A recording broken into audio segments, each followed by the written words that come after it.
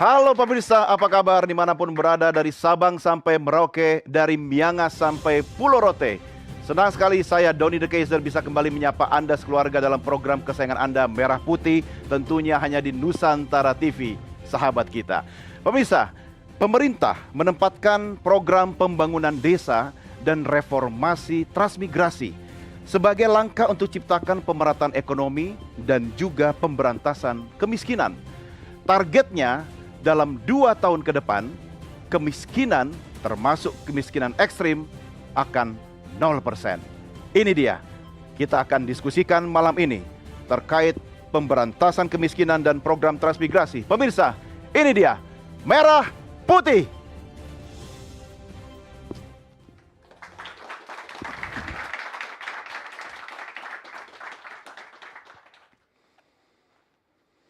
Ya baik pemirsa, saya juga tidak lupa mengucapkan selamat hari Natal bagi Anda pemirsa Nusantara TV dimanapun berada yang merayakan bersama keluarga. Sambil malam ini Anda berkumpul bersama keluarga tercinta merayakan Natal, mari sama-sama kita diskusikan tentang program pemerintah yang menurut saya luar biasa menarik, harus kita kulik sama-sama. Tentunya kami sudah menghadirkan narasumber panelis istimewa malam ini, ada 4 panelis luar biasa yang kami hadirkan langsung di studio Merah Putih Nusantara TV. Saya perkenalkan, walaupun tidak perlu diperkenalkan lagi. Yang pertama, beliau adalah Wakil Menteri Transmigrasi Republik Indonesia, Viva Yoga Mauladi. Apa kabar Pak Viva? Sehat Pak Wamen? Long time no see. Sekali ketemu ngurus transmigrasi. Asik, tepuk tangan buat Pak Wamen. Oh ya, saya lupa Pak. Karena kita bukan kontes pilkada, jadi harus pakai mikrofon. Nah, saya ulang lagi, apa kabar Pak Wamen? Terima kasih Mas Doni, sudah lama tidak bertemu. Sekarang ada di rumah yang baru. Asik, terima kasih. Tepuk tangan buat Pak Wamen. Oke, kemudian di sebelah kiri saya, panelis yang juga luar biasa yang sudah tidak asing lagi bagi Anda. Beliau adalah seorang ekonom senior dari Indef, Profesor Bustanul Arifin. Apa kabar Prof? Alhamdulillah, selamat Sehat, malam Prof. Bang Doni. Sehat, Alhamdulillah. Saya Terima juga nggak kasih. nyangka beliau di sini sekarang. Ini nggak bahas soal saya ya, Prof, Oke, ya Pak siap, Wamen ya. siap. Ini bahas soal program yang penting nanti Siap. ya. Oke, terima kasih. Sekali lagi kita berikan tepuk tangan buat Prof Bustanul Arifin. Oke. Panelis yang satu ini tentu sudah tidak asing lagi. Saya jadi curiga jangan-jangan nanti akan jadi pembawa acara Merah Putih. Karena beliau ini adalah juru bicara dari Kantor Komunikasi Kepresidenan, Ujang Komarudin. Pak Ujang, apa kabar? Alhamdulillah baik Bang Doni. Sehat, Pak Ujang? Alhamdulillah. Assalamualaikum warahmatullahi Waalaikumsalam wabarakatuh. warahmatullahi wabarakatuh. Terima kasih Pak Ujang. Tapi boleh kadang-kadang kapan-kapan kita duet Pak Ujang? Boleh kita tukar posisi Oh, nanti. jangan. Kalau tuker jangan, tapi berduet boleh kali ya. Oke. Ya, insya Tepuk Allah. tangan buat Pak Ujang. Ya, narasumber kita yang terakhir tentu tidak lain dan tidak bukan ini yang bertanggung jawab soal desa. Karena kita membahas tentang pentingnya desa dalam pemberantasan kemiskinan dan pemerataan ekonomi serta pembangunan. Beliau adalah Ketua Umum Asosiasi Pemerintah Desa Seluruh Indonesia, Arifin Abdul Majid. Apa kabar Pak Arifin? Alhamdulillah, Luar biasa. Sehat Pak Arifin? alhamdulillah sehat. Bagaimana kabar desa kita kali ini? Mudah-mudahan maju terus. Maju terus ya. Oke, tepuk tangan buat Pak Arifin. Ya, tentunya acara ini juga dapat Anda saksikan melalui Nusantara TV serta live streaming di channel YouTube Nusantara TV Official. Dan juga saya mau menyambut teman-teman yang sudah hadir di studio dari beragam profesi yang hari ini walaupun tanggal merah libur tetap semangat. Boleh saya sapa apa kabar teman-teman yang di studio? Boleh kasih salam kebangsaan merdeka.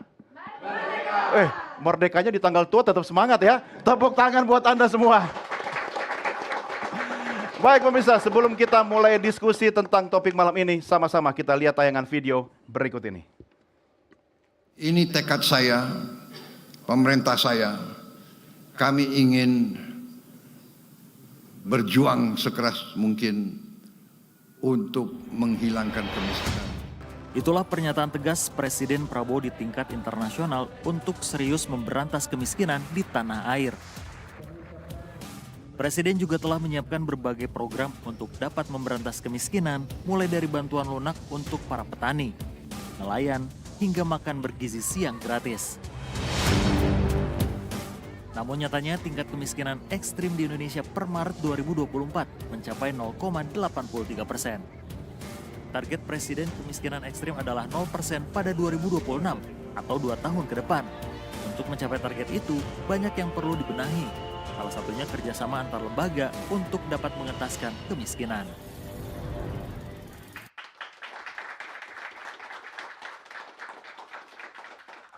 Baik pemirsa, langsung kita mulai diskusi kita malam ini. Tentu saya ke Pak Wamen dulu. Pak Viva, kalau menurut data kemiskinan di Indonesia sampai bulan Maret tahun 2024 itu 9,03%. Kurang lebih 25 juta penduduk kita masih miskin. Di dalamnya ada 0,83 itu yang dikategorikan miskin ekstrim. Nah, transmigrasi gimana ini bisa berkontribusi untuk kemudian mengurangi angka-angka statistik tadi, Pak Wamen? Amanat dari Presiden Prabowo dengan terbentuknya Kementerian Transmigrasi yang lama tapi baru. Yang pertama adalah untuk NKRI, karena dalam sejarahnya kita memberangkatkan warga transmigran dari daerah yang padat penduduk ke daerah yang longgar, ada tanah, ada air di situ, kemudian ditempati dalam rangka untuk menjaga negara kesatuan Republik Indonesia. Ya.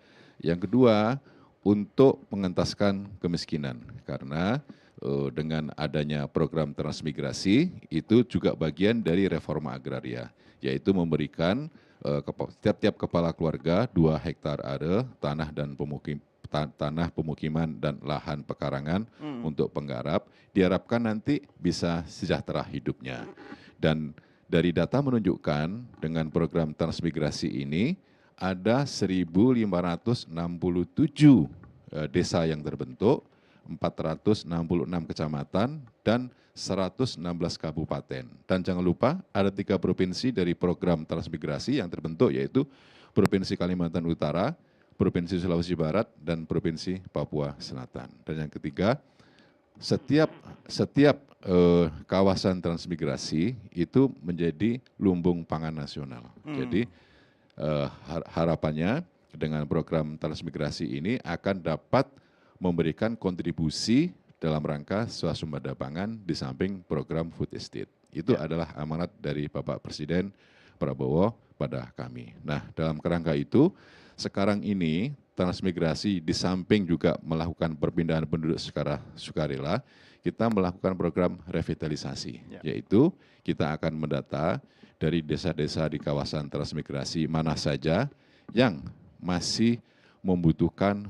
fasilitas infrastruktur, kesehatan, pendidikan, dan tingkat ekonomi yang masih rendah, nanti akan kita kerjasamakan dengan seluruh kementerian. Jadi fokus kami bertanggung jawab khusus di wilayah kawasan transmigrasi yang tersebar di 619 kawasan transmigrasi dengan jumlah penduduk sekitar 10 juta saat ini. 10 juta sejak program transmigrasi sampai sekarang ini berlangsung. Jadi kita sudah melakukan koordinasi dengan Kementerian Kesehatan, Kementerian Pertanian, ATR BPN, Kementerian PU, Kementerian Perhubungan, dan lain semuanya itu agar proses untuk penataan program revitalisasi kawasan transmigrasi dalam rangka pengembangan ekonomi itu bisa segera kita realisasikan. Jadi itu menjadi bagian dari cara dan upaya kami untuk dapat meningkatkan taraf hidup masyarakat, terutama di kawasan transmigrasi. Oke, ini menarik sekali nih. Tadi kata Pak Wamen, ada kata kunci, kita harus berterima kasih kepada para transmigran ya, karena mereka membuka lahan, bukan cuma membuka lahan, melahirkan banyak peluang termasuk swasembada, ya kan, dan melahirkan ada 3 provinsi ya Pak ya, tadi ya, itu isinya para trans di situ. Cuma pertanyaan saya Prof, ini soal kemiskinan, ya, PR kita ini kan bagaimana mengentaskan kemiskinan, yang tadi ada kata kemiskinan ekstrim juga. Sebenarnya miskin dan miskin ekstrim itu seperti apa? Baik, terima kasih Bung Dani. Kemiskinan yang biasa yang sudah dilaporkan kadang setahun 2 kali, kadang setahun sekali, setiap Maret dan setiap September ya. Kecuali 2023 September tidak dilaporkan. 2024 25 juta dengan 9,03% ya. Kemudian di antara itu ada yang kategori kemiskinan ekstrim yang menggunakan definisi dari World Bank kira-kira 199 US dollar ya per bulan. Per bulan, Sorry per hari. per hari. Jadi kira-kira 20.000 pada waktu itu. Yang ternyata banyak yang di bawah itu. Oke. Dan kita nego, akhirnya kita bisa naikkan 2,15 kalau tidak salah ya. Nah bukan poin Oh bisa itu. dinego ya? Dengan berbagai argumen, bisa. Semuanya akan konsensus. Jadi dengan basket komoditas yang dihitung, kita ingat perhitungan kemiskinan kita bukan dengan pendapatan, belum mampu kita, Iya. tapi dengan aproksi pengeluaran. Dan dengan perubahan keranjang basket komoditas yang beberapa sudah tidak relevan kita buang-buang, makanya ketemu angka itu. Nah dari situ target sebetulnya harusnya 2024 ini 0%, tapi kita kan paham tidak secepat itu karena kemarin excuse gak ada gangguan COVID ya. Iya. Kita tambah 2 tahun lagi. Iya. Mudah-mudahan sih tercapai. Dan dari sana, dari kemiskinan ekstrim itu disesuaikan perhitungannya dengan reksosek terbaru. Jadi reksosek adalah registrasi sosial ekonomi berbasis masyarakat sampai ke tingkat RT. Saya beberapa kali ke lapangan untuk melakukan itu, sehingga memang kalau biasanya para ekonom membagi 10 desil, Bung Doni, kelompok-kelompok kemiskinan, kira-kira yang ekstrim tuh 2 terbawah. 2 terbawah. Jadi ada desil 1 dan desil 2. Kadang 3 dan 4 di beberapa tempat. Dan itu yang memang menjadi target utama. Dan kategorinya itu memang mohon maaf memang harus dibantu. Kalau kita Sehari-hari susah memang susah. Dan kalau 4, 5, 6 dia masih secara ekonomi aktif, cuma nggak cukup penghasilannya. Kalau 6, 7 ke atas orang kaya ya.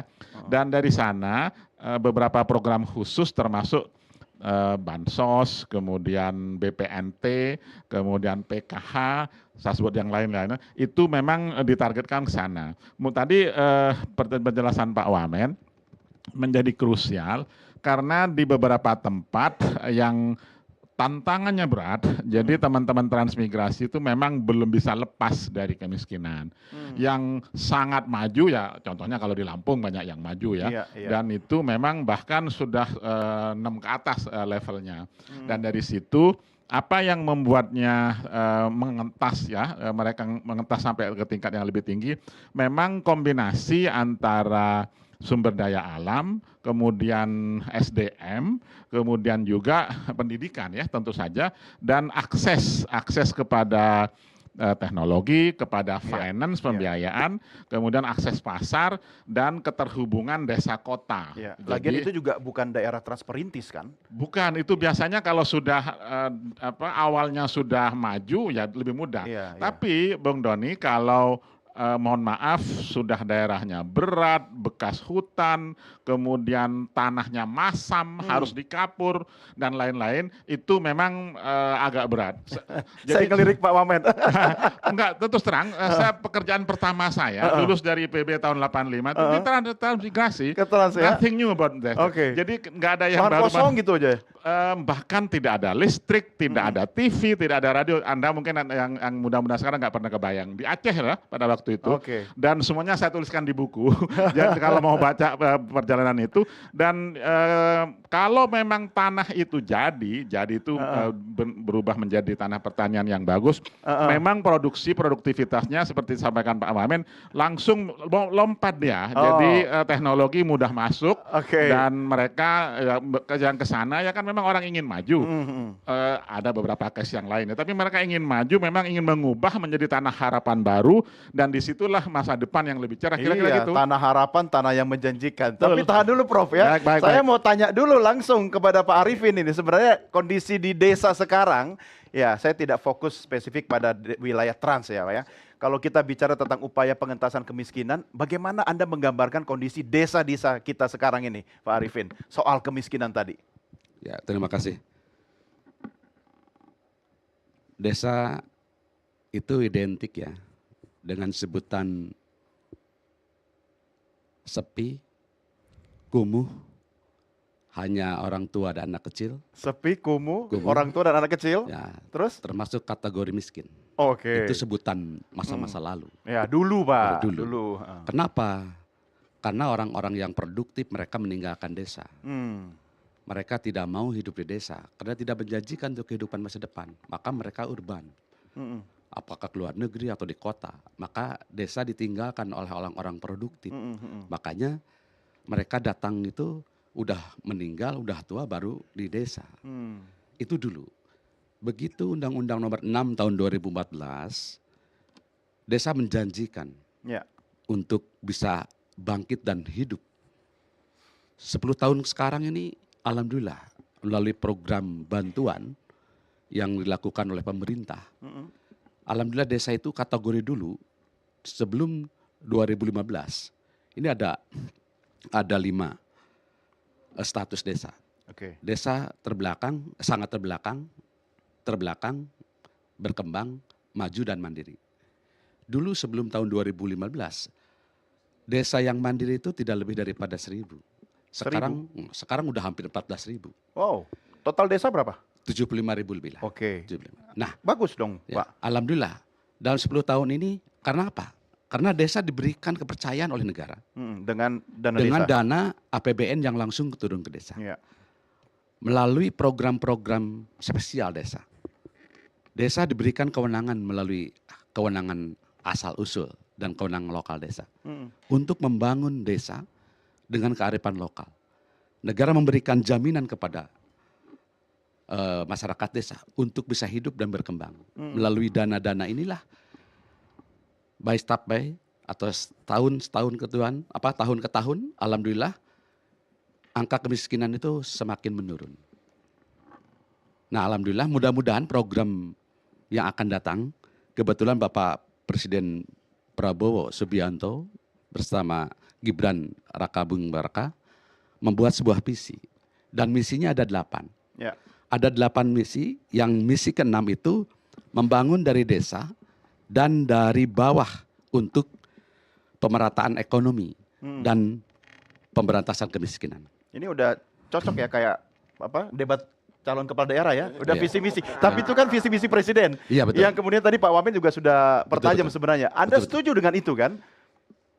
Itu sangat luar Dan biasa. itu menyasar desa Betul. kan? Kebetulan presiden ini bukan mungkin lagi. Hah? Dia benar-benar cinta rakyat desa. Oh iya. Dengan janji dia dalam kategori beberapa tahun kemiskinan ekstrim itu harus hilang, harus 0%. Kami dari teman-teman kepala desa dan perangkat desa di Indonesia siap untuk melakukan program itu. Iya, iya. Yang penting semua kolaborasi antara kementerian dan instansi untuk membangun desa bersama-sama. Jadi jangan menteri ini bawa program sendiri, menteri ini bawa program sendiri. Harusnya bareng-bareng. Iya. Karena di situ sasaran inti kita adalah rakyat desa. Iya. Udah lama. Oke. Waktu ngasih masukan tadi soal menteri ini menteri, jangan lihat saya, lihat menterinya Oh ya, dong. siap. Tapi tahan dulu, saya harus ke Pak Ujang. Tapi menarik, sabar ya Pak Ujang ya. Kita rehat dulu, istirahat dulu ya kan. Karena masih banyak hal yang harus kita ketahui, termasuk bagaimana strategi pemerintah ini Pak Ujang. Soal peta jalan program yang menarik ini. Pemirsa, jangan kemana-mana, kami segera kembali. Tetap bersama kami dalam Merah Putih.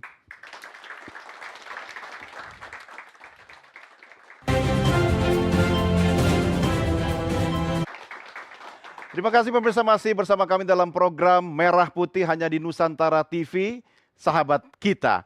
Ya pemirsa, saya melihat teman-teman yang ada di studio ini wajahnya semangat, ceria. Sepertinya kalau jadi transmigran cocok ini ya. Kalau saya tantang jadi transmigran mau nggak kira-kira? Benar. 4 orang saksinya. Ini Pak Ujang yang harus jawab bagaimana peta jalan untuk mengentaskan kemiskinan ini, karena harus melibatkan semua komponen bangsa. Ya paling tidak kita semua tahu dan apa yang bisa kita lakukan. Jadi pemerintah harus ambil bagian, berada di garda depan dalam edukasinya dulu Pak. Gimana Pak Ujang? Ya, pemerintah sudah menetapkan strategi atau langkah jangka pendek dan jangka menengah. Pendek menengah. Paling tidak ada jangka pendeknya ada 2. Ya. Pertama terkait dengan dana desa nih. Ada peruntukan 10-15% ya untuk memprioritaskan pembangunan terkait dengan sumber daya di pedesaan. Artinya itu akan menyasar masyarakat yang rentan, lansia, masyarakat yang tidak mengakses pendidikan, itu akan menjadi prioritas. Ya. Nah yang kedua, ada dana-dana perlinsos, dana perlindungan sosial, yang itu jumlahnya juga sangat luar biasa besar. Nah ini menjadi fokus Pak Presiden memastikan anggaran itu turun di desa dan itu langsung bisa dirasakan oleh masyarakat di pedesaan. Tepat sasaran. Tepat sasaran. Nah selama ini kan yang jadi masalah adalah, mohon maaf ya, ada penyalahgunaan dan lain sebagainya. Nah ini dipastikan ke depan bagaimana formulasi dana perlinsos itu betul-betul tepat sasaran dan bisa dinikmati oleh masyarakat kelas bawah. Itu. Nah yang kedua, saya harus memastikan jangka panjang, ini yang penting. Pertama kalau kita bicara desa tentu soal infrastruktur dulu ini. Iya. Infrastruktur dasar dulu lah. Ini yang menjadi titik tolak Pak Presiden untuk memastikan ke depan infrastruktur diperbaiki. Bagaimana misalkan kita melihat di tayangan-tayangan televisi gitu ya, di media sosial, misalkan jembatan banyak yang rubuh, yang rusak, itu bukan hanya persoalan rusak yang memang diterjang oleh bencana, tetapi memang rusak oleh misalkan pembangunan yang tidak sesuai. Nah, yang kedua jangka panjangnya yaitu akses terkait dengan peningkatan pendidikan. Mas Doni, pendidikan anggaran pendidikan 2025 itu sekitar 722,6 triliun. Begitu besar. Ya. Saya begini, contohkan, dulu saya orang miskin di pedesaan begitu ya. Bagaimana sulit saya untuk mengakses pendidikan. Bagaimana saya harus bertatih-tatih mencari orang yang memastikan saya bisa sekolah untuk bisa SMP, SMA, bahkan bisa di perguruan tinggi. Pendidikan Itu formal, ya. saya menyaksikan betul diri saya begitu sulitnya anak desa untuk berjuang mengakses pendidikan. Nah ke depan dengan anggaran yang begitu besar ini, anak-anak bangsa kita seluruh Indonesia untuk bisa mendapatkan akses layanan pendidikan yang baik, termasuk kesehatan. Iya. Bagaimana Pak Presiden punya layanan pemeriksaan gratis yang dulu kita tidak punya, hal ini Pak Presiden memastikan itu ada. Jadi itu sebenarnya komitmen Pak Prabowo, Pak Presiden memastikan bahwa desa ke depan ada pemberdayaan yang bisa dilakukan sehingga masyarakatnya bisa meningkat kesejahteraannya. Itu yang kita tekankan ke depan dan saya yakin, saya percaya Pak Wamen yang luar biasa gitu, seluruh jajaran pembantu Presiden itu akan bekerja keras untuk memastikan bahwa nanti desa bisa berkembang dan memang rakyatnya bisa sejahtera. Itu Bang Doni. Yang kerja keras bukan cuma Menteri Wamen, kita semua kerja keras di bidang masing-masing. sepakat. Salah satunya kita juga harus mengawal ya. Cuma Pak Wamen tadi ada tambahan PR dari Prof. Kayaknya soal kondisi di wilayah atau daerah trans itu mungkin banyak hal yang perlu dipersiapkan dengan matang soal aksesnya, jaringan listrik dan sebagainya. Bagaimana Anda menyikapi soal ini? Itu kondisi tahun 1985, Prof. Ya. 86. 86 ya. Memang pada waktu itu kan pada masa pemerintahan Orde Baru dengan pemerintahan Pak Prabowo itu berbeda. Berdasarkan Undang-Undang Nomor 29 Tahun 2009 tentang transmigrasi, berubah paradigmanya. Kalau dulu sentralistik dan top down, sekarang desentralisasi dan bottom up. Artinya untuk melakukan transmigrasi secara sukarela harus ada pemerintah daerah yang membutuhkan. Nah, kalau dulu kan langsung dropping dari atas, sekarang tidak boleh lagi. Ada harus kebutuhan. ada pemerintah daerah yang membutuhkan. Seperti kemarin ada Bupati Siak, saya membutuhkan 500 kepala keluarga dari Provinsi Jawa dimanapun. Karena butuh untuk pertumbuhan ekonomi baru di lahan yang nanti akan menjadi Kalau desa kebutuhan baru. ada, mereka gitu. siapin lahan dong ya. Setelah itu mereka menyiapkan lahan, gitu. Karena sebenarnya transmigrasi itu adalah bagian dari reforma agraria, diberikan setiap kepala keluarga 2 hektar area dan cedup jaminan hidup selama 1 tahun kira-kira berkisar antara 200 sampai 300 juta. Diharapkan tahun kedua itu bisa mandiri secara ekonomi. Jadi itu adalah pendekatan dengan paradigma yang baru dalam rangka apa? Dalam rangka agar proses transmigrasi ini tidak untuk memindahkan kemiskinan, tetapi untuk menyelesaikan kemiskinan agar mereka dapat meningkat taraf hidupnya. Hijrah ke Gitu. yang lebih baik. Melakukan hijrah agar kaum daerah setempat itu bisa menerima mereka dan ada pusat-pusat pertumbuhan baru yang nantinya bisa meningkatkan taraf hidup ekonomi mereka, dan kalau itu berkembang secara masif bisa menjadi kecamatan, bisa menjadi kabupaten, dan kalau lebih luas lagi bisa menjadi provinsi yang selama ini menjadi bagian dari program transmigrasi. Nah, gitu. Oke, cuma menarik juga Pak Ujang kalau bicara koordinasi lintas sektoral, ya kan? Karena program ini bagus, menarik, dan juga melibatkan lintas sektoral, ya, kementerian dan lembaga. Biar tidak selesai hanya di ruang meeting, ruang rapat, tapi di lapangan nanti ada masalah, bagaimana? Ya, kita melihat ya pemerintah gitu, sinergi antar kementerian berjalan. Pak Presiden sudah menekankan dari awal, bahkan ketika dilantik, bagaimana di Magelang begitu, Bang Wawen juga merasakan giroh semangat. Ya, saya juga di kantor punya kepala gitu ya, yang setingkat menteri Pak Hasan Nasbi, itu juga semangat kerja kerasnya untuk membangun bangsa.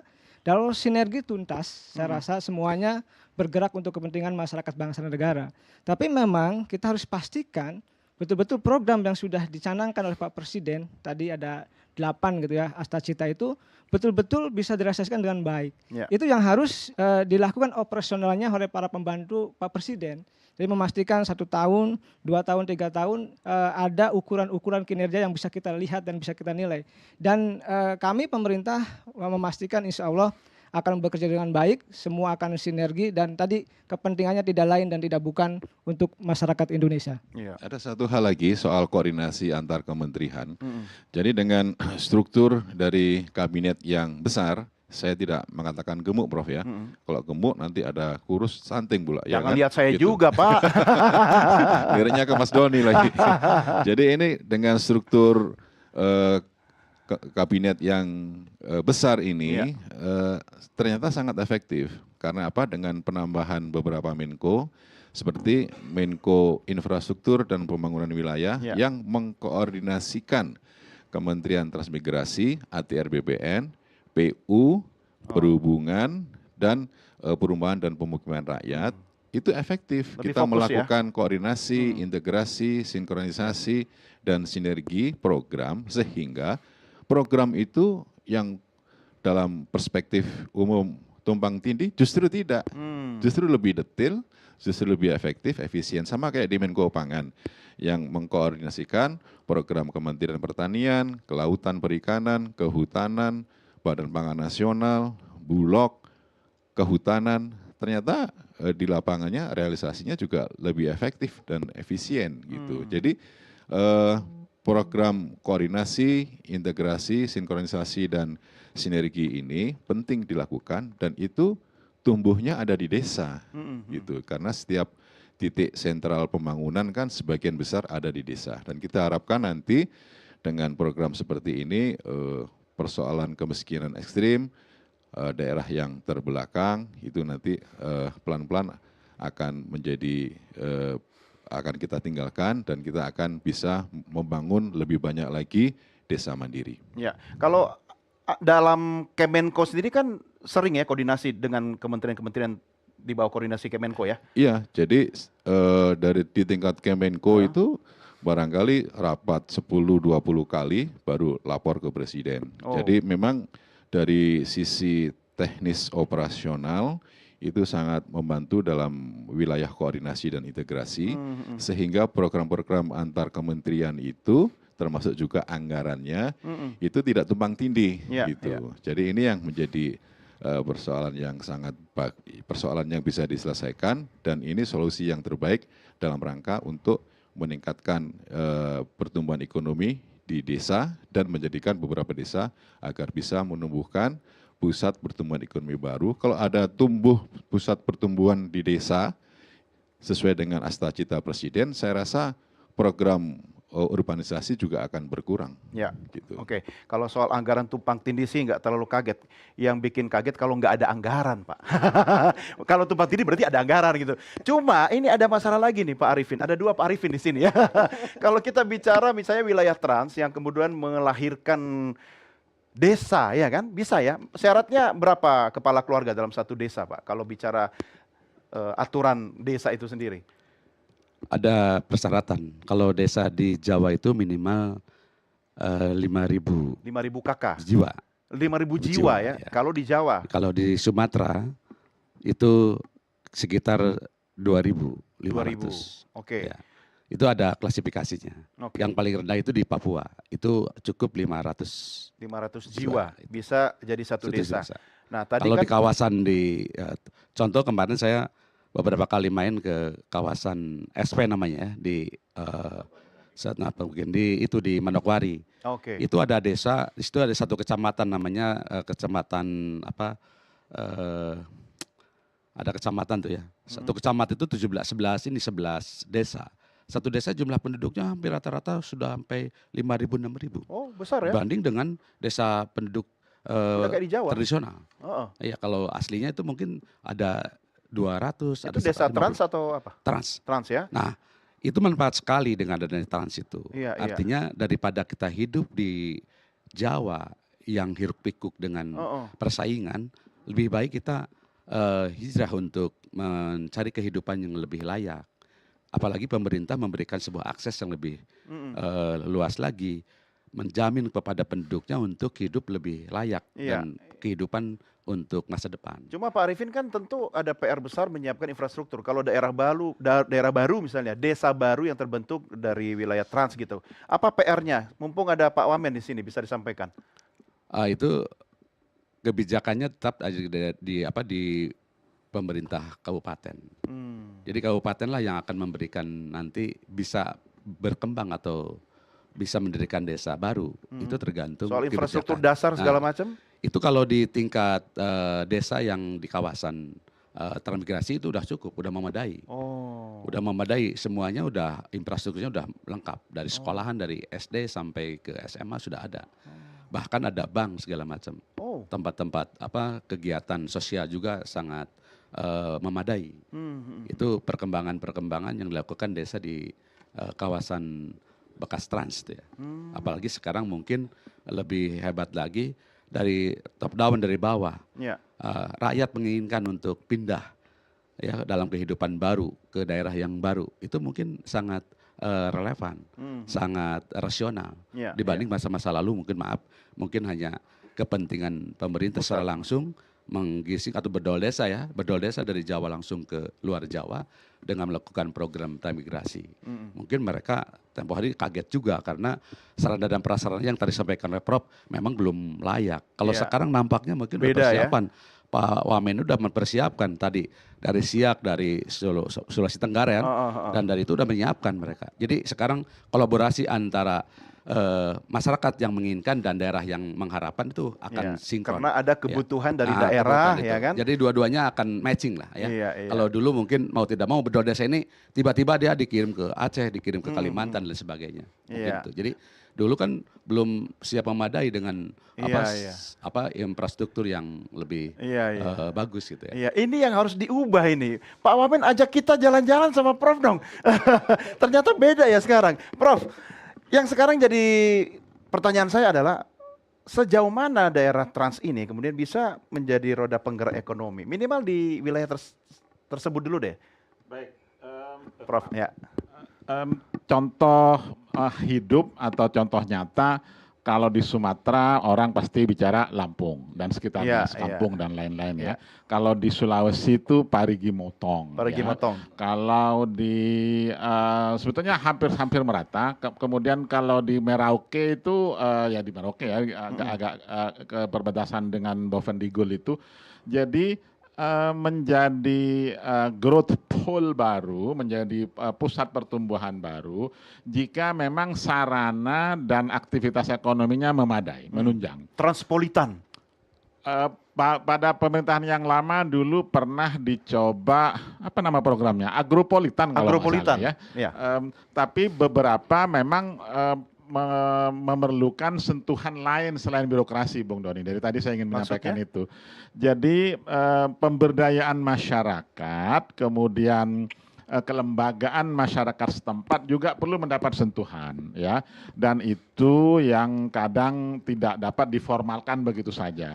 Nah, mereka telah memiliki sistem sosial sendiri yang sudah terbangun dan dimulai, bahkan mereka menjadi cikal bakal dari growth pool tadi, pertumbuhan baru, misalnya dimulai dari simpan pinjam ya, arisan, jimpitan kalau yang dibawa dari Jawa, lalu dia nambah saling percaya tumbuh, mudah bikin akses ke perbankan.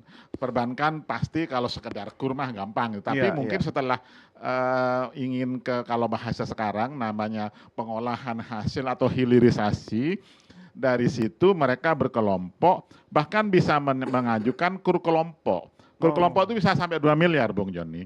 Kelompok, ya, jadi kalau per orang kan maksimal 500 juta. Tidak harus berbadan hukum. Harus badan hukum harus dong. Ya? Dia harus bankable dong ya? Iya, jadi kan saya katakan tadi dimulai dari pemberdayaan masyarakatnya. Dan dari situ datanglah barang itu, maksudnya investasi juga terpercaya, kemudian sekolah juga berkembang, pengolahan kalau sekedar penggilingan padi juga dapat, dan seterusnya. Itu yang akan menjadi pusat-pusat pertumbuhan baru. Iya.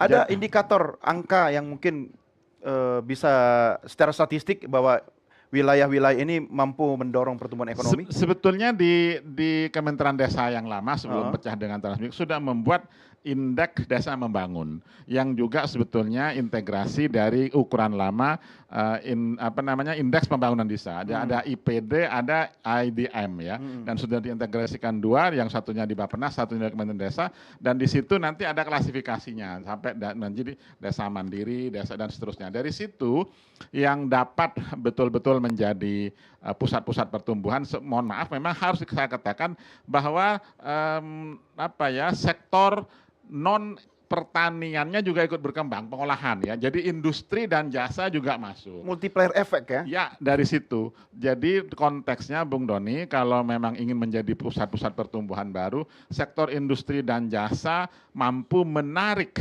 produksi pertanian dari desa. Dan di situ diolah, kemudian jalan dikirim ke perkotaan, connecting desa dan kota menjadi lebih tinggi, dan dari situ bahkan kalau yang lebih dekat dengan pelabuhan, tentunya dari metro ke pelabuhan masih 1 jam, tapi bisa membawa produk itu langsung pasar ekspor. Dan yang disebut sebagai sentra-sentra pertumbuhan baru.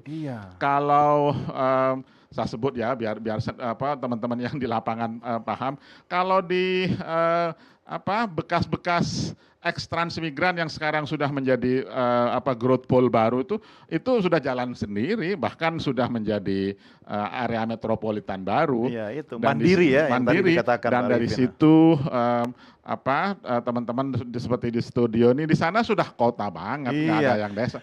Tapi kalau saya cerita tadi waktu tahun 86 kan betapa betul-betul saya merintis betul gitu. Bahkan saya ikut mengajar SMP di sana, jadi guru ngaji dan lain-lain. Jadi kan memang itu pembangunan masyarakat. Iya, sekarang sudah beda, Prof. Yang tahun 86 ya. 86 yang di sini sudah lahir? Belum. Aduh, saya jadi malu. Pak Ujang, PR kantor komunikasi Presiden ini harus banyak menggencarkan lagi nih komunikasi publiknya ini, Pak Ujang. Ya, tadi saya jawab dulu. Kalau 86 saya baru 6 tahun, Bang Doni. Jadi menarik ya. Jadi perkembangan bagaimana proses transformasi desa ya dari waktu ke waktu juga harus kita pahami. Dan di masa Pak Prabowo ini dipastikan gitu akan kita dorong pertumbuhannya agar memang sumber daya yang ada di desa itu tidak urban, tidak ke kota-kota. Saya menyaksikan betul yang disampaikan oleh Pak Arifin gitu ya, bahwa ketika desa itu tidak ada lahan yang produktif, tidak menjanjikan, maka ya akan ada anak-anak desa yang berangkat kepada kota untuk memperbaiki nasib. Tetapi tadi dengan program-program Pak Presiden yang dananya juga sudah disiapkan gitu untuk pemberdayaan masyarakat desa, tentu ini menjadi penyemangat bahwa anak-anak desa, anak-anak milenial gitu ya, bahwa berjuang di desanya untuk pembangunan Indonesia. Ada petani milenial, ada transmilenial dong. Ya, saya Bang Doni, saya anak petani ya. Tahun lalu saya juga berkebun gitu. Ingin juga memberi contoh bahwa saya ada di kota dosen gitu ya, sekarang ada di pemerintahan, tapi tidak lupa bertani gitu. Jualan juga, berdagang juga. Artinya kita tidak melupakan desa itu. Bagaimana memastikan saya berkebun durian, berkebun mangga, ya berkebun pisang, berkebun ubi, berkebun nanas, dan itu bisa dijual. Dan dari itu, kemarin mah Pak Ujang ngomong doang gak ada buktinya. Mana durennya? Kita beri nanti boleh. Oke, tahan dulu. Ya, ini makin menarik. Ada satu hal yang mau saya tanyakan ke Pak Wamen, tapi kita rehat dulu ya, Bapak-bapak sekalian, dan juga pemirsa jangan kemana-mana. Merah Putih segera kembali sesaat lagi. Tetap bersama kami di Merah Putih.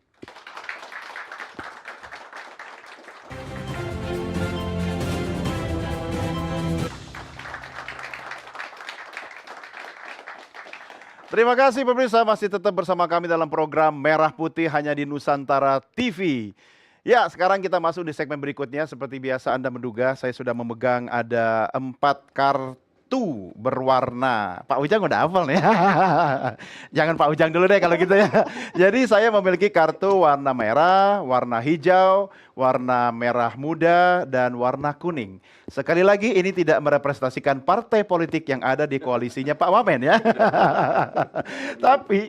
Tapi nanti Anda masing-masing boleh memilih salah satu. Ada hadiahnya yaitu tugas menjawab pertanyaan dari masyarakat. Nah, tergantung kartu warna apa yang dipilih. Pak Wamen suka warna apa? Warna hijau. Kenapa warna hijau yang dipilih? Boleh sambil mikrofonnya Pak. Kalau hijau hitam itu warna yang ideal buat saya. Warna favorit ya. Tapi kalau daerah transmigrasinya hijau semua ya, Pak Arifin ya, keren ya. Oke. Yang kedua biar ini tanah Indonesia ini bisa menghijau. Hijau, gemah ripah loh Cinawi, seperti lagunya Kus Plus ya. Oke. Ada apa di balik kartu hijau ini pemirsa? Kita lihat sama-sama tayangannya berikut ini. Kalau sarjana satu aja itu masih sulit ya Mas. Yang S1 malah sulit. Ya nanggung ya Mas, kan nanggung. Paling enggak S2 nanti ya setak ya. Syukur-syukur bisa dosen. Kalau S1 berarti banyak yang nganggur ya? Banyak yang nganggur, bener itu Mas. Oke, intinya Pak Wamen bagaimana membuka lapangan pekerjaan lebih luas khususnya di desa atau wilayah trans gitu. Kemarin kami, Kementerian Transmigrasi bersama Pak Menteri, rapat koordinasi dengan LPDP dari Kementerian Keuangan, dan dari data menunjukkan bahwa untuk mahasiswa yang S2 pun ternyata sebagian juga ada yang menganggur gitu. Kemudian kami tawarkan daripada menganggur, lebih baik ikut program transmigrasi gitu. Karena apa? Persoalan utama saat ini adalah persoalan keunggulan dari sumber daya manusia. Kami percaya bahwa kalau warga transmigran ini memiliki ilmu pengetahuan yang cukup, memiliki skill dan memiliki jiwa patriot untuk merubah dirinya, merubah keluarganya, tentu Tanah Harapan Baru itu akan berujung kepada tumbuhnya pusat-pusat pertumbuhan ekonomi baru. Oleh karena itu, saat ini kita sudah melakukan koordinasi dengan beberapa kementerian. Di samping kita tetap mengakomodasi calon transmigran dari daerah tertentu, tetapi kita juga menginginkan ada program baru yaitu transmigrasi sarjana. Transmigrasi sarjana. Dan sekarang ini sedang digodok prosesnya, dan ini akan memberikan harapan baru bahwa kalau kemudian terlaksana nantinya, saya rasa proses percepatan untuk terjadinya peningkatan taraf hidup rakyat, tumbuhnya kawasan transmigrasi yang mandiri itu bisa segera terselesaikan. Nah, problemnya adalah soal infrastruktur, ya, infrastruktur jalan, kemudian koneksitas antar desa, air, ya, infrastruktur pendidikan. Itu kita melakukan koordinasi dengan kementerian teknis yang lainnya. Kalau berkaitan dengan jalan desa, dengan Kementerian PU, irigasi dengan Kementerian Pertanian, berhubungan dengan fasilitas umum yang menyangkut transportasi, kesehatan dengan Kementerian Kesehatan dan lain sebagainya yang berada di kawasan transmigrasi, itu adalah tanggung jawab kami. Kami menginginkan bahwa dari seluruh desa-desa di kawasan transmigrasi memang sudah seperti kota, seperti kata Prof. Inul tadi. Metro itu adalah produk dari transmigrasi, sekarang menjadi Metro kota. Lampung ya. Metro Lampung. Iya benar. Iya. Dan Sekarang sesuai namanya Metro ya. Metro, ya, sudah menjadi metropolitan. Iya. Nah, kami harapkan dengan program seperti ini, saya rasa realisasi dari asta cita Presiden Prabowo agar untuk membangun dari desa dan dari bawah untuk pertumbuhan ekonomi, pemerataan ekonomi, dan pengentasan kemiskinan dapat dipercepat. Oke, amin. Kasih tepuk tangan buat Pak Wamen. Ada 3 sisanya. Prof, suka warna apa? Kuning. Kenapa? Kuning Kenapa? karena di sini ada teman dengan jaket kuning 3 orang. Oke, ada apa di balik kartu warna kuning yang dipilih oleh Prof? Kita lihat sama-sama tayangannya berikut ini. Kalau dari pihak desa sendiri menyediakan seperti pelatihan nggak sih? Kalau desa saya sendiri belum pernah. Mungkin dulu pernah ada, tapi kalau tahun ini sama tahun sebelumnya belum ada. Pernah ikut Mas? Tidak pernah. Mungkin kalau saya pernah ikut, tapi bukan dari desa, dari pelatihan prakerja. Upaya peningkatan kompetensi pelatihan di desa. Prof, gimana Prof? Baik, terima kasih Mas apa tadi? Konteks Fatur. Nampaknya memang harus bekerja sama. Jadi teman-teman kementerian, baik dari Abdesi, dari Kementerian Transmigrasi, bahkan yang lainnya, sepertinya perlu mengeroyok kalau boleh saya melakukan itu. Dan jangan lupa libatkan kami di universitas, karena kami itu memiliki tanggung jawab juga, Bung Doni, untuk melakukan pengabdian masyarakat. Betul.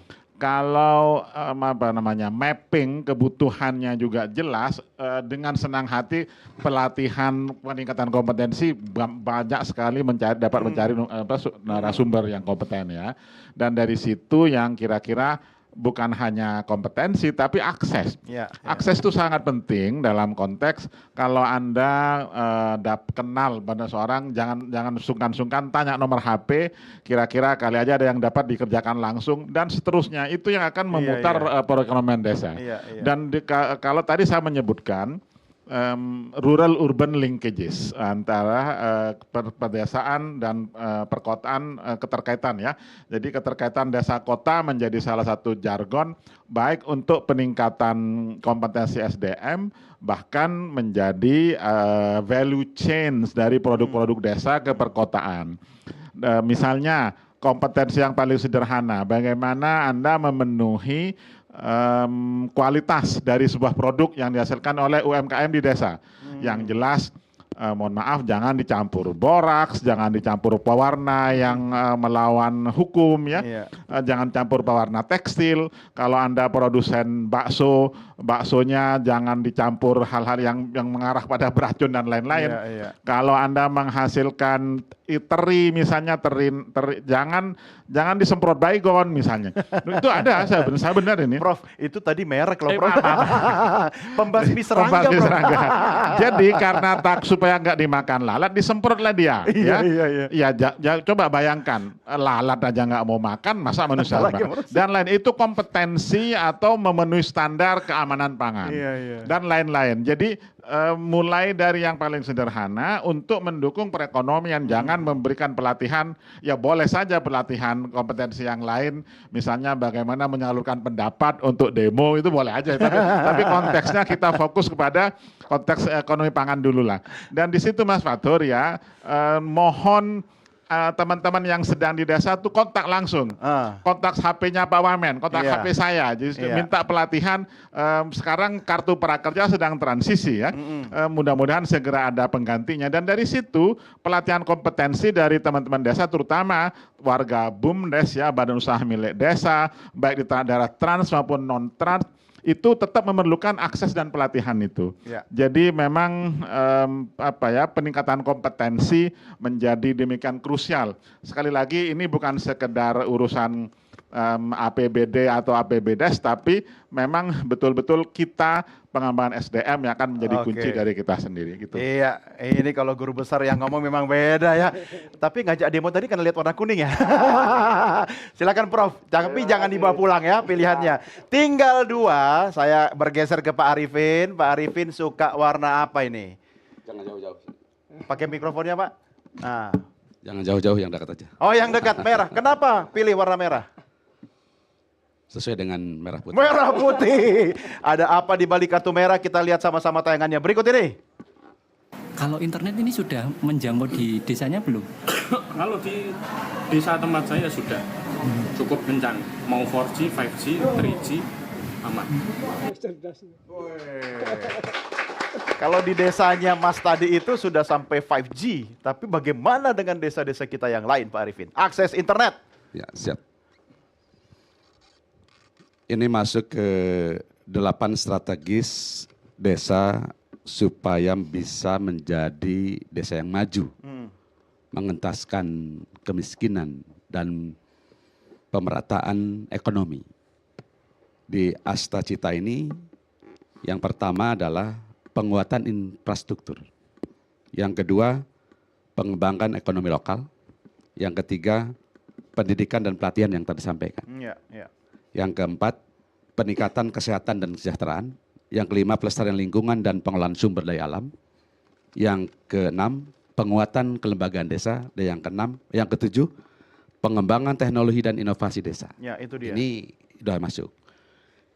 Mengapa harus pengembangan teknologi dan inovasi desa? Satu, mendorong adopsi teknologi modern di sektor pertanian dan industri kecil, supaya masyarakat desa bisa mengakses baik dari luar desa maupun dari dalam desa untuk dipromosikan ke luar desa sebagai produk unggulan desa. Itu perlunya pengembangan teknologi dan inovasi desa. Yang selanjutnya, mengembangkan platform digital untuk pemasaran produk-produk desa. Dampaknya produktivitas itu akan lebih meningkat dan daya saing produksi desa pun juga akan lebih sehat. Dan memperluas pasar bagi produk lokal. Itu luar biasa. Desa sekarang sudah masuk kepada jejaring yang disebut dengan teknologi dan informasi. Pak Arifin, infrastruktur oke, ya, tapi jangan lupa mindset masyarakat desa. Kalau teknologi sudah digital, warganya jangan masih analog Pak. Ya, harus juga mindsetnya dan sikapnya digital. Bagaimana ini Pak? Ya, disinilah perlunya seorang kepemimpinan kepala desa yang memiliki sumber daya yang luar biasa. Kayak tadi diminta, di desa banyak SDM, seperti S1, S2. Tapi mereka tidak menjanjikan kehidupan di desanya, karena di desa tidak menjanjikan kehidupan yang layak. Maka mereka hengkang dari desa. Nah, melalui program sekarang, udah 10 tahun, desa dikembalikan kepada diri desa. Jadi banyak produk-produk unggulan, manusia-manusia unggulan itu sudah mulai ikut berkecimpung di desa. Contoh mengelola BUMDes. Nah, BUMDes ini bukan hal yang luar biasa, hal yang sangat mudah. BUMDes ini salah satu lembaga ekonomi desa yang bisa menghidupkan kehidupan masyarakat desa dan memberikan sebuah kontribusi terhadap pemerintahan desa. Nah, melalui inilah perlunya pemerintah desa itu memberikan pendidikan dan pelatihan kepada masyarakat, memberikan edukasi tentang betapa pentingnya informasi. Siapa yang menguasai informasi, itulah menguasai dunia. Setuju. Jadi informasi desa yang ada itu bisa disebarkan melalui jejaring. Ya, itu yang dimaksud dengan penguatan dalam segi informasi dan teknologi. Baik Pak Arifin, terima kasih. Kita kasih tepuk tangan buat Pak Arifin yang sudah memilih warna merah. Pak Ujang tinggal satu, tidak punya pilihan. Anda kayaknya kemarin juga harus ikhlas menerima pilihan terakhir ya Pak ya? Iya, tapi alhamdulillah Bang Doni. Kenapa? Saya kemarin minggu lalu istri saya nonton. Oh begitu? Ya, tolong A karena pilih yang pink. Nah dapat pink, cocok karena kesukaan warna istri saya. Ini doa dan harapan istri kan? Memang kalau laki-laki mau sukses harus dengerin istri. Amin. Benar itu, benar ya Pak Wamen ya? Benar, buat Anda pemirsa kalau Anda mau sukses dengerin istri Anda bukan istri tetangga ya kan? Ada apa di balik kartu berwarna merah muda sebagaimana harapan istri Pak Ujang? Kita lihat sama-sama tayangannya berikut ini. Apakah selama jadi nelayan ini ada bantuan atau selama usaha? Selama saya mulai dari kecil sampai sekarang jadi nelayan belum pernah ada bantuan sama sekali. Cuman kita sudah baru bentuk sekarang ini sekitar kurang lebih 5 bulan bikin kelompok. Oke, ini contohnya nelayan Pak Ujang, tapi prinsipnya bantuan-bantuan bagi mereka. Izin. Nanti Pak Wamen juga harus jawab, silakan Pak Ujang. Tadi Pak Wamen bisik-bisik ini daerah mana kadang. Tapi Oh iya, begini. daerah mana ya? Sebentar, saya tanya dulu. Madura. Cianjur, Prof. Mungkin orang Madura yang pindah ke Cianjur Nah, ya. tapi gini Bang Doni, saya juga anak pesisir ya. Saya kan Pantura juga di Subang, daerah tani dan nelayan juga. Nah kalau kita bicara program pemerintah, ini pertama Pak Prabowo sudah mengeksekusi penghapusan kredit ya macet dari UMKM, petani dan nelayan. Betul. Begitu perhatian Pak Prabowo memastikan masyarakat Indonesia termasuk nelayan ya bahwa mereka harus hidup lebih baik lagi dari hari ini ke depan. Nah, dengan pemutihan itu kan ada kesempatan bagi nelayan, petani dan UMKM untuk hidup baru, menyongsong masa depan dari tempat tinggalnya. Oleh karena itu ya kami memastikan tadi Bang Wamen komitmen semuanya pembantu-pembantu presiden bahwa ke depan akan mungkin nanti juga Pak Wamen akan dicari nih di mana lokasinya agar bisa dapatkan bantuan. Jangan lupa saya memastikan Bang Wamen itu dulu di Komisi 4. Jadi paham betul persoalan perikanan. Jadi sampai langsung nanya di mana ini lokasi. Jadi beliau paham detil mana-mana sentra-sentra yang mendapatkan bantuan atau tidak. Nah, saya memastikan ke depan Pak Prabowo tetap komitmen bahwa Pak Prabowo akan terus berjuang bersama rakyat dan memastikan program-program itu sampai kepada masyarakat, termasuk kepada para nelayan begitu, Bang Doni. Oke, terima kasih dan titip salam buat istri di rumah. Ini siap. hadiah buat istrinya Pak Ujang ya. Terima kasih. Silakan. Kita berikan tepuk tangan buat panelis kita. Pak Wamen, ada tambahan PR tadi nih soal bagaimana agar semua itu tepat sasaran langsung kepada mereka yang berhak menerima, Pak. Soal data di desa.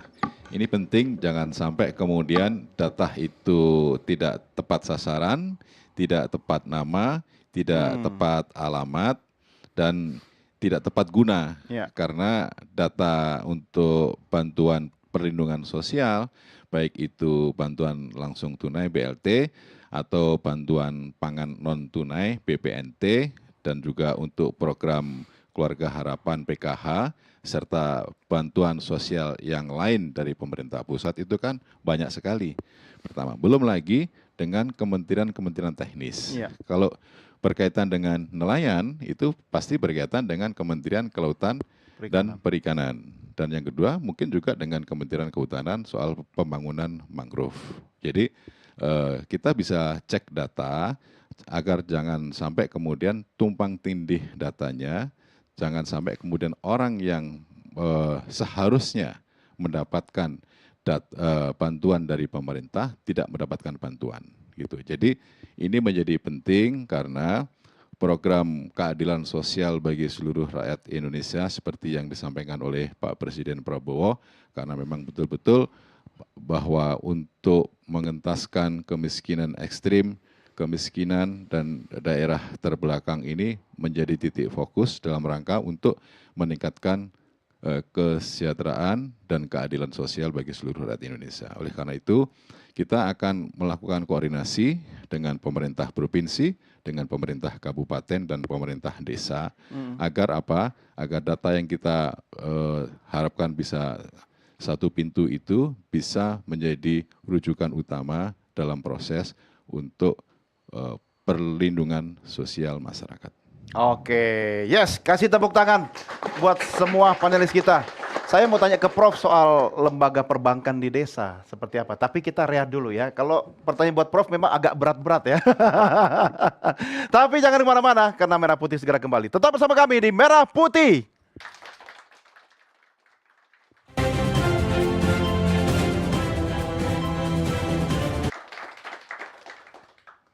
Anda masih bersama kami dalam Merah Putih hanya di Nusantara TV. Saya Doni The Kaiser. Kita sudah tiba di segmen terakhir dari jumpa kita di kesempatan episode pekan ini. Saya tahu teman-teman yang ada di studio sudah tidak sabar ingin ikut nimbrung bertanya. Ada yang mau bertanya? Ada? Oh oke, sambil disiapkan mikrofonnya ya. Boleh berdiri, kemudian perkenalkan diri, namanya siapa, dari mana, hobinya, nomor sepatu, cita-cita. Ya yang penting-penting aja. Silakan. Perkenalkan, nama saya Azahra dari Universitas Indonesia Maju. Azahra dari Universitas Indonesia Maju. Iya. Jurusannya apa? Ilmu komunikasi. Yeay, ilmu komunikasi. Saya juga ilmu komunikasi. Ya. Sama. Tapi beda kampus dan beda zaman, beda angkatan ya. Oke, Azahra, langsung pertanyaan. Pertanyaannya adalah apakah ada program pemerintah untuk anak muda yang berpendidikan untuk bisa membangun desa? Kalau ada, apa aja syaratnya, Pak? Oke, oh ini langsung ke Pak Wamen ya? Oke, terima kasih. Kasih tepuk tangan buat Azahra. Silakan Pak Wamen.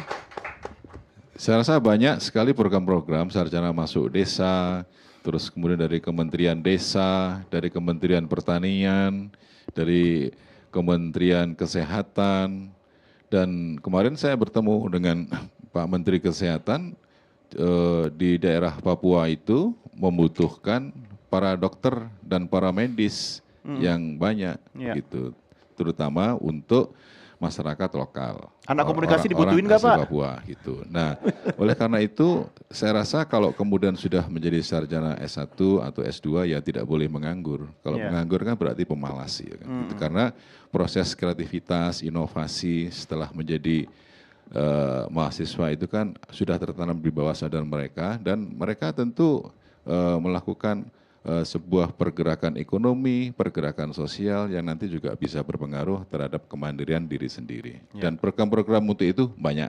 Oke, banyak programnya. Pertanyaannya, mau nggak ke desa? Yakin? Yakin. Berapa lama lagi lulus? Setahun kurang. Yang benar. Jangan sampai nambah dong. Mau ke desa ya? Mau. Pikirkan program untuk masyarakat desa. Desa sekarang keren-keren loh ya. Oke? Oke, Pak. Tepuk tangan buat Azahra. Prof, tadi belum selesai Prof. Bagaimana biar di desa itu ada lembaga-lembaga pembiayaan, perbankan ya, atau apapun bentuknya yang mampu memberikan dukungan kepada masyarakat soal ekonomi. Baik, lembaga ya khususnya ya. Lembaga pembiayaan yang sehat kalau ditopang oleh tabungan yang sehat, yang cukup ya. Jadi jangan pinjam-pinjam tapi simpan-pinjam. Biasanya seperti itu. Jadi jangan juga sebaliknya, jangan juga simpanan dari desa dibawa ke kota disalurkan untuk orang kota, enggak juga ya. Dan dari sana, jadi mungkin pertanyaannya apa ada yang disimpan oleh masyarakat desa uangnya supaya lembaga pembiayaannya, microfinancingnya bisa hidup gitu. Saya katakan tadi dimulai dari aktivitas ekonomi ya. Kalau ada hasil kemudian dijual atau mohon maaf mungkin sudah menggunakan QRIS gitu, itu dengan sendirinya sudah mulai berputar keuangan itu kan. Dengan pembayaran non tunai dan anak-anak sekarang sudah jarang menggunakan uang. Mungkin yang hadir di sini jangan-jangan di dompetnya juga nggak ada uang, tapi ada ATM, ada QRIS kan. Kalau mereka itu kebiasaannya semua serba digital. Ya, kalau betul. perlu beli gorengan, dia pinjam ke teman yang bawa cash, nanti dia transfer. Itu pun tidak pakai rekening, tapi pakai QRIS ya. Iya, pembayaran digital, Pak. Baik, kembali ke tadi. Dan ke konteks itu memang ada beberapa persyaratan, Bung Doni. Syarat yang pertama, kita tidak semuanya kasih subsidi tanpa ampun, bukan. Tapi sekaligus juga mendidik teman-teman orang desa untuk melek perbankan. Ya, jadi konteksnya adalah mereka literasi amat sangat dibutuhkan. Nah dari sana kalau sudah terjalin seperti itu, itu mereka akan buka retail, buka pinjaman itu mudah sekali. Dimulai dari bank-bank pemerintah ya, BRI sampai desa-desa. Oh, sampai sekarang, dan bahkan jika belum ada unit, mereka sudah memulai melakukan pelayanan khusus ya, mulai dari bayar listrik, kemudian tarik tunai, pasti ada biayanya, tapi semuanya kan dapat saling mendukung Access Finance. Dan dari sana pembiayaan akan mudah karena Anda sudah memiliki usaha, sudah kenal atau bahasa banknya itu KYC-nya, know your customer-nya sudah mulai dapat. Jadi perbankan dengan senang hati memberikan pinjaman, apalagi kalau yang program pemerintah ya seperti KUR atau kredit yang lain itu mudah sekali. Dan terus terang dari sana perbankan atau bukan hanya perbankan, non perbankan dapat berkembang juga. Saya juga satu lagi yang ingin saya sampaikan mengenai asuransi ya. Asuransi juga pembiayaan lapangan juga. Jadi mengapa kita asuransi, terutama asuransi tanaman di pedesaan belum banyak berminat? Karena memang kita kurang, menurut saya kurang getol, kurang keras melakukan sosialisasi itu. Di sana kan ada penolakan begini, ya Pak, masa tanaman mau diasuransi orangnya aja enggak gitu kan. Tapi kalau sebaliknya yang disampaikan, kalau sampai ada gagal panen, kena serangan hama penyakit, semuanya ditanggung dan petani nggak harus rugi. Dan kalau disampaikan dengan seperti itu untuk penanggulangan itu, mungkin mereka akan tertarik. Jangan dibalik, kalau dibalik ya pasif gitu ya nggak mungkin. Nah di situ yang harus aktif untuk melakukan agricultural kredit usaha tani ya. Dan asuransi usaha AUTP, asuransi usaha tani. Mungkin selama ini masyarakat yang dipikir cuma asuransi jiwa kali ya Prof ya. Ternyata banyak asuransi. Saya akan memberikan kesempatan masing-masing untuk memberikan kata kunci. Pak Arifin, tantangan terbesar sekarang juga bagaimana menyiapkan desa dan masyarakatnya itu siap dengan segala perubahan zaman. Sekarang sudah borderless Pak, sudah tanpa batas, kita bisa berinteraksi ke seluruh dunia dengan akses teknologi tadi. Apa yang bisa Anda sampaikan khususnya bagi masyarakat desa kita? Silakan Pak. Terima kasih. Tantangan zaman harus diikuti oleh seluruh masyarakat, khusus untuk masyarakat di pedesaan. Sekarang teknologi semakin mudah diakses, oleh karena itu semua masyarakat desa sangat membutuhkan akses melalui jejaring ini, akses medsos dan segala macam, karena tanpa melakukan akses terhadap kemajuan informasi dan teknologi, maka desa itu akan lamban untuk berkembang. Apabila desa itu mampu untuk melakukan upaya peningkatan teknologi dan informasi, maka desa itu akan cepat maju dan berkembang. Yang sasarannya adalah pemerintahannya maju dan masyarakatnya sejahtera. Itu. Masyarakat desa harus siap. Harus siap. Harus siap karena tantangan zaman tidak boleh dijauhi, harus digeluti dengan tekun. Siap, terima kasih Pak Arifin. Saya ke Pak Ujang.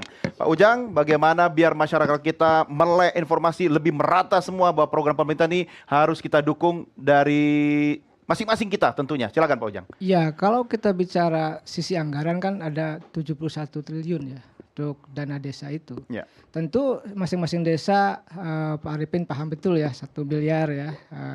Ini kan bisa digunakan dimanfaatkan untuk pemberdayaan khususnya ekonomi. Karena kalau kita bicara soal keluarga, ketahanan masyarakat desa termasuk negara itu kan ekonomi. Persis misalkan kalau saya miskin, ekonominya goncang, keluarga pun bisa goncang. Negara pun sama, desa pun sama. Kalau tidak ada perputaran katakanlah ekonomi di desa itu ya masyarakat di desa itu akan keluar. Oleh karena itu pemerintah memastikan ke depan, mudah-mudahan tadi ya program yang sudah dicanangkan oleh Pak Wamen, oleh seluruh kementerian dan lembaga di pemerintahan Pak Prabowo Gibran itu betul-betul bisa direalisasikan tahap demi tahap sesuai dengan instruksi Pak Presiden. Dan kami yakin itu akan berjalan. Kami punya komitmen itu untuk membangun Indonesia dari desa. Kira-kira seperti itu Bang. Oke, baik. Prof, menarik institusi perbankan lebih banyak lagi terjun ke desa atau wilayah transmigrasi, Prof.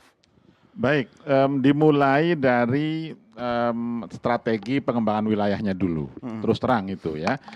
Jadi pemimpin yang lebih tinggi bukan hanya pemimpin desa, tapi pada setidaknya dari bupati, wali kota sampai provinsi kira-kira tahu peta spasialnya seperti apa. Iya. Kalau peta spasial sudah ditentukan, sudah pasti mengikut adalah peta ekonomi. Mulai dari rantai nilai semua produk, nggak hanya produk pertanian, tapi produk UKM segala macam. Dan dari situ perbankan pasti datang, nggak mungkin tidak datang. Jadi kalau dulu prinsipnya kita nyari perbankan, sekarang perbankan pasti nyari aktivitas ekonomi, udah hampir pasti, karena di sana sumber uang, dimulai dari yang investasi, yang modal menengah sampai besar, sampai kepada retail. Kalau di sana aktivitas ekonomi sudah pasti jalan, pasti perbankan akan minimal dimulai dari buka ATM kan, dan di situ ngambil tabungan masyarakat dan lain-lain. Jadi fungsi perbankan, Bung Doni, mohon tidak dilupakan, dia intermediasi dari aktivitas perekonomian, menjembatani orang yang punya uang dengan orang yang butuh uang. Kalau itu jalan, ya biasanya ekonomi juga jalan. Menjadi tidak baik, menjadi tidak adil jika perbankan ngambil uang orang desa sekali lagi lalu dibawa ke kota, itu menjadi bukan seperti itu menyedot, itu nggak fair itu yang sebaliknya yang terjadi. Malah bukan ruralisasi yang terjadi, malah urbanisasi yang terjadi. Kita kan sekarang dalam konteks membangun dari desa, dan ada satu lagi yang belum pernah kita bahas, reindustrialisasi perdesaan itu kayaknya perlu kita bahas juga. Kita baru membahas pembangunan ekonomi. Jadi harus diindustrikan lagi. Bukan membangun pabrik di desa, tapi peningkatan nilai tambahnya ada di desa. Keren. Dan di situ sudah banyak teorinya yang sampai kepada rural non-farm employment. Jadi pekerjaan, kesempatan kerja di desa yang bukan hanya pertanian tapi aktivitas ekonomi, industri dan jasa. Baik. Gitu, Bang Don. Menarik, Prof. Kayaknya harus kita diskusikan kapan-kapan soal itu ya. Baik. Terakhir, Pak Wamen, biar transmigrasi ini lebih seksi buat masyarakat kita, apa yang bisa disampaikan? Pak Presiden Prabowo itu hatinya untuk rakyat. Gitu. Jadi dari beberapa statement dan asta cita menunjukkan bahwa Pak Prabowo itu betul-betul bekerja untuk Merah Putih, untuk perlindungan masyarakat, dan untuk meningkatkan peradaban Indonesia. Nah, dalam konteks ini kita menyadari bahwa ini kementerian yang lahir kembali dan ada semangat antusiasme dari warga ex-transmigran dari kawasan 619 kawasan transmigrasi ini. Mereka sudah mulai bangkit kembali. Kalau kemudian ada persoalan tentang infrastruktur, sumber daya manusia, dan lembaga permodalan, kita bisa melakukan koordinasi dan komunikasi agar kita mampu untuk menciptakan pertumbuhan ekonomi baru di sentra-sentra pedesaan, sehingga program desa itu bukan hanya menyangkut soal pertanian ansih, tapi juga bisa maritim, pariwisata, dan dalam rangka untuk pengembangan nilai tambah seperti kata Prof. Inul tadi itu, ya proses jasa dan industri itu juga harus menjadi bagian yang sinergis dalam rangka untuk meningkatkan pertumbuhan ekonomi baru di kawasan desa agar menjadi desa yang mandiri. Siap. Oke, boleh tepuk tangan dong. Pak Viva, selamat bertugas, bekerja keras untuk rakyat. Terima kasih. Saya harus akhiri sampai di sini diskusi kita. Terima kasih untuk seluruh panelis yang luar biasa. Kita berikan tepuk tangan. Terima kasih Pak Wamen, Pak Ujang, Prof, terima kasih. Pak Arifin juga terima kasih. Dan juga buat Anda teman-teman yang hadir di studio, terima kasih. Selamat buat Anda. Anda adalah pemilik masa depan bangsa Indonesia. Kita berpisah sampai di sini. Jangan lupa saksikan terus Merah Putih hanya di Nusantara TV. Saya Doni The Geyser. Salam Nusantara. Merdeka. Thank you. Pak Ujang.